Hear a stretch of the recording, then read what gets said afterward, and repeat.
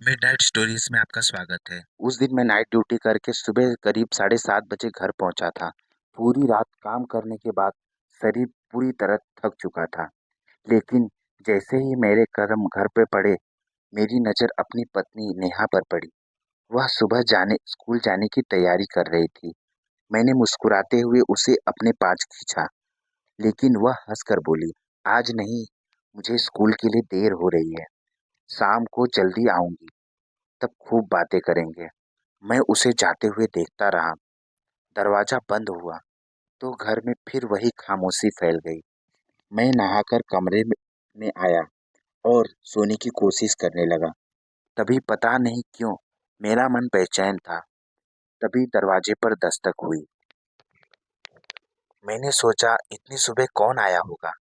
दरवाजा खोला तो सामने करीब 25 साल की एक देहाती लड़की खड़ी थी। सांवला चेहरा, बड़ी-बड़ी आँखें और चेहरे पर मासूमियत।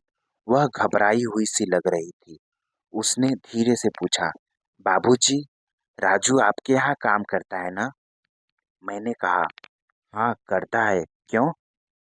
वह बोली, कल रात से मेरा भाई घर नहीं आया। उसे ढूंढते हुए मैं यहाँ आई हूँ। मैंने पूछा, तुम हो कौन? उसने हल्की सी मुस्कान के साथ कहा, मैं रिया हूँ, राजू की बहन। पता नहीं क्यों उसकी मुस्कान मुझे अच्छी लगी। मैंने कहा, अंदर आ जाओ, इतनी गर्मी में बाहर क्यों खड़ी हो? वह अंदर आई और जमीन पर बैठने लगी। मैंने कहा, नीचे क्यों बैठ रही हो? सोफे पर बैठो। वह झिझकते हुए सोफे पर बैठ गई। मैंने बताया कि राजू कल शाम से ही चला गया था। रिया ने राहत की सांस ली। मैंने कहा, इतनी दूर से आई हो, चाय पी कर जाना। उसने मेरी तरफ देखा और हल्का सा मुस्कुरा कर बोली, ठीक है बाबूजी। मैं किचन में चला गया। चाय बनाते समय मेरा ध्यान बार बार उसकी आवाज की तरफ जा रहा था। पता नहीं क्यों उसकी छोटी छोटी बातें मुझे अच्छी लग रही थी। चाय लेकर जब कमरे में आया तो वह खिड़की के पास खड़ी थी।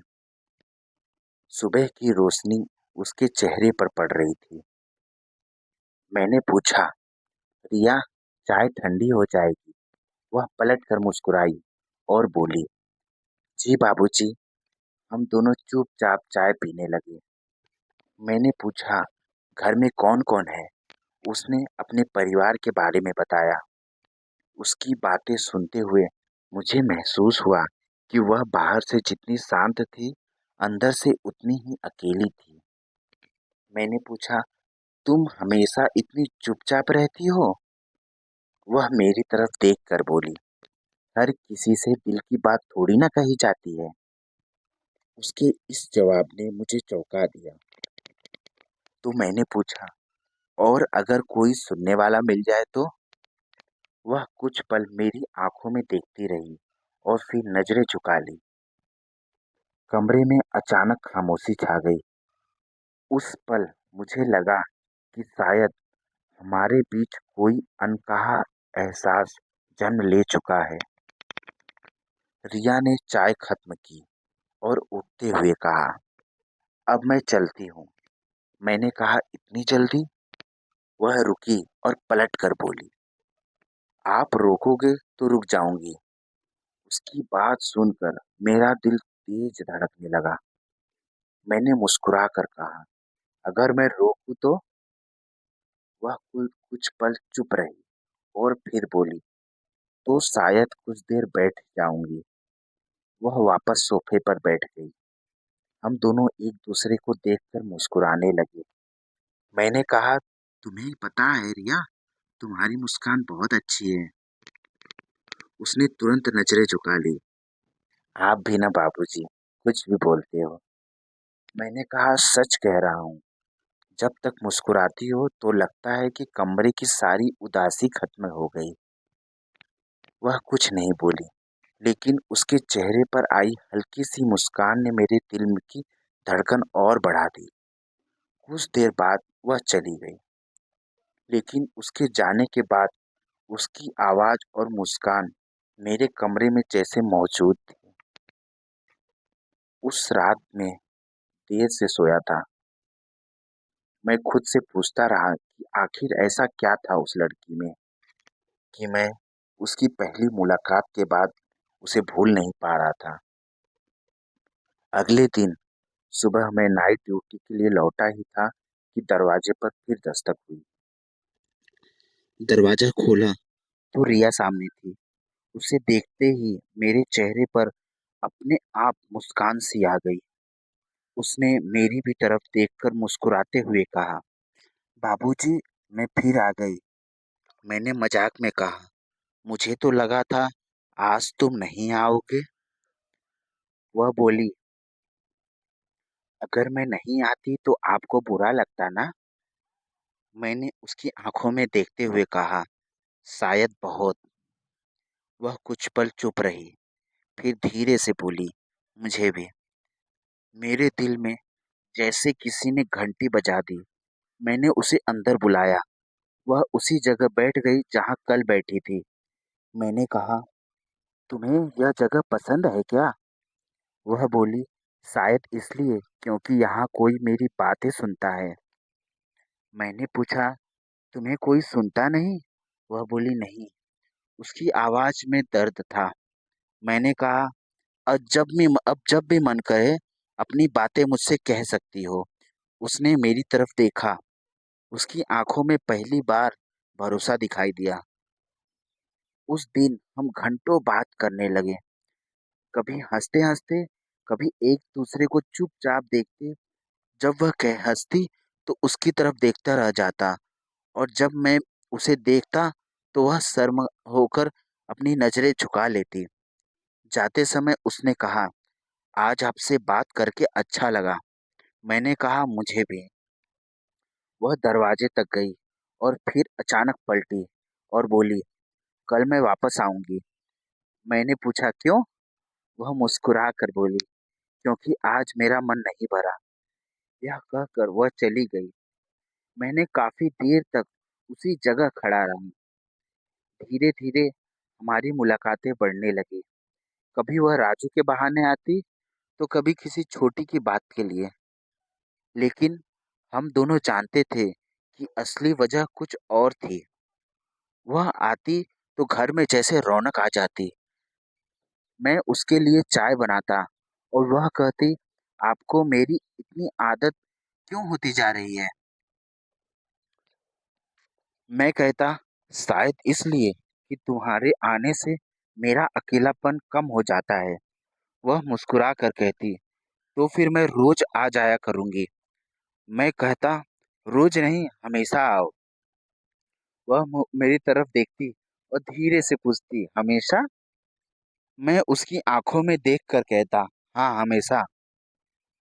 लेकिन अगले ही पल हम दोनों अपनी अपनी जिंदगी की हकीकत याद आ जाती थी। वह शादीशुदा थी और मैं भी। हमारे बीच प्यार बढ़ता या आकर्षक या खूबसूरत एहसास भी था, और एक खतरनाक गलती भी। एक शाम बारिश हो रही थी। रिया अचानक भीगती हुई मेरे घर पहुंची। मैंने दरवाजा खोला तो वह पूरी तरह बारिश में भीगी हुई थी। मैंने तुरंत तौलिया दिया और कहा, इतनी बारिश में आने की क्या जरूरत थी? वह मुस्कुरा कर बोली, मन किया तो आ गई। मैंने पूछा, मेरा मन देखने? वह कुछ नहीं बोली, बस मेरी तरफ देखकर मुस्कुरा दी। उस दिन हम खिड़की के पास बैठकर बारिश देखते रहे। मैंने कहा, रिया, कभी कभी लगता है कि यह बारिश हमारे मन की बातें समझती है। उसने पूछा, आपके मन में क्या है? मैंने कहा, तुम। वह चौंक कर मेरी तरफ देखने लगी। मैंने धीरे से कहा, तुम्हारे आने का इंतजार, तुम्हारी आवाज, तुम्हारी मुस्कान। पता नहीं कब सब मेरी जिंदगी का हिस्सा बन गए। रिया की आंखें नम हो गई। उसने धीमे से कहा, मुझे भी आपका इंतजार रहने लगा है। कुछ पल तक हम दोनों एक दूसरे को देखने लगे। मैंने उसका हाथ अपने हाथ में लिया। उसने हाथ नहीं हटाया, बस धीरे से बोली, हमें पता है कि यह सब नहीं है, मैंने कहा, "उ हाँ।" उसने पूछा, "फिर भी?" हम मैंने कहा, "फिर भी दिल को समझाना मुश्किल है।" वह मेरे करीब बैठने लगी। उस शाम हमारे बीच सिर्फ बातें हुई, लेकिन उन बातों में जितना प्यार था, शायद वह किसी लंबे रिश्ते में भी नहीं होता। कुछ दिन बाद रिया बहुत परेशान होकर आई। मैंने पूछा, "क्या हुआ?" वह बोली, "मुझे आपसे एक ज़रूरी बात कहनी है।" वह काफ़ी देर तक चुप रही और फिर बताया कि वह माँ बनने वाली है। मेरे लिए यह खबर किसी तूफान से कम नहीं थी। मैं कुछ बोल नहीं पाया। रिया की आंखों में आंसू थे। मैंने कहा, "डरो मत, मैं तुम्हें अकेला नहीं छोड़ूंगा। लेकिन अब हमें अपनी भावनाओं से ज़्यादा उस आने वाली जिंदगी के बारे में सोचना होगा।" उसने मेरा हाथ पकड़कर कहा, "मुझे आप पर भरोसा है।" उस एक वाक्य ने मेरे अंदर की सारी बेचैनी बढ़ा दी। लेकिन हमारा राज ज़्यादा दिनों तक नहीं छिप सका। नेहा ने मेरे व्यवहार में बदलाव महसूस कर लिया था। एक दिन उसने सीधा पूछा, "तुम्हारे मन में कोई और है?" मैं चुप रहा। मेरी चुप्पी ही हमेशा जवाब बन गई। उसकी आंखों में आंसू निकल आए। उसने कहा, "मैंने तुम्हें अपना सब कुछ समझा था। उस दिन मुझे एहसास हुआ कि प्यार के नाम पर हम कभी-कभी किसी और का दिल तोड़ देते हैं।" मैंने नेहा से माफ़ी माँगी, लेकिन जानता था कि सिर्फ़ माफ़ी से उसका दर्द ख़त्म नहीं होगा। रिया भी अपनी ज़िंदगी को लेकर परेशान थी। मैंने उससे कहा, "हम दोनों ने जो महसूस किया, वह हमारे लिए सच्चा हो सकता है, लेकिन हर सच्चा एहसास सही फ़ैसला नहीं होता।" रिया की आँखों में आँसू थे। उसने कहा, "तो क्या आप मुझे भूल जाएँगे?" मैंने कहा, "भूलना शायद कभी संभव ही नहीं होगा, लेकिन हमें आगे बढ़ना होगा।" वह कुछ देर देखती रही और फिर बोली, "अगर जिंदगी ने हमें अलग रास्तों पर भेज दिया तो..."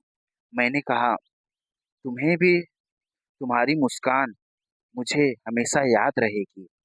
वह मुस्कुराने की कोशिश करने लगी और बोली, "और मुझे आपकी वो चाय।"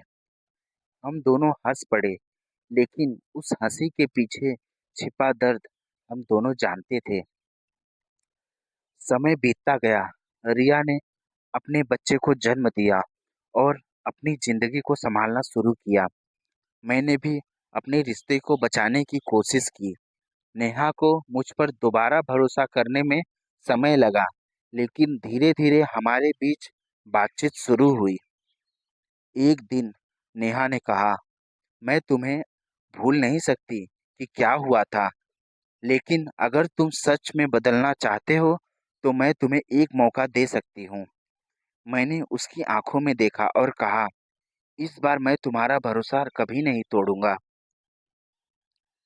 रिया भी अपनी जिंदगी में आगे बढ़ गई। हमारी मुलाकातें बंद हो गई, लेकिन कभी-कभी उसकी याद जरूर आती है। उसकी मुस्कान, बारिश वाली शाम, वह खिड़की के पास बैठना और उसका वह कहना कि मुझे आपका इंतजार रहता है। कुछ यादें ऐसी होती है जिंदगी जिन्हें मिटाना नहीं चाहती, लेकिन उन्हें अपनी जिंदगी पर हावी भी नहीं होना देना चाहिए। आज जब भी मैं पीछे मुड़कर देखता हूँ, तो समझ आता है कि रिया मेरी जिंदगी में एक ऐसे मौसम की तरह आई थी जो बहुत खूबसूरत था, लेकिन हमेशा रहने के लिए नहीं आया था। उसने मुझे प्यार की एक अलग तस्वीर दिखाई। उसने मुझे यह भी सिखाया कि किसी के करीब आना जितना आसान है, उतना ही मुश्किल होता है उस रिश्ते रिश्ते की जिम्मेदारी उठाना। प्यार सिर्फ साथ रहने का नाम नहीं है। कभी-कभी जिंदगी की खुशी के लिए उससे दूर भी हो जाना प्यार होता है। उस दिन दरवाजे पर हुई एक छोटी सी दस्तक ने मेरी जिंदगी बदल दी थी। अगर रिया उस दिन मेरे घर नहीं आती, तो शायद मैं कभी समझ नहीं पाता कि इंसान का दिल कितना कमज़ोर हो सकता है। लेकिन आज मैं अपनी गलती को समझता हूँ। अब मुझे पता है कि किसी भी रिश्ते की सबसे खूबसूरत चीज़ भरोसा है, और उस भरोसे को बचाना हर आकर्षण से ज़्यादा ज़रूरी है। तो दोस्तों, इस कहानी में आपको कैसी लगी ये बताइए, कमेंट बॉक्स में ज़रूर बताइए। अगर कहानी पसंद आई हो तो वीडियो को लाइक करें और चैनल को सब्सक्राइब करें। तो दोस्तों, मिलते हैं अगली कहानी में, एक नई कहानी और एक नई सीख के साथ। धन्यवाद। तो दोस्तों, अगली कहानी बहुत ही इंटरेस्टिंग आने वाली है। तो दोस्तों, जो भी कहानी यहाँ पे आती है सारी बहुत बेहतरीन और नई रहती है। धन्यवाद दोस्तों, मिलते हैं।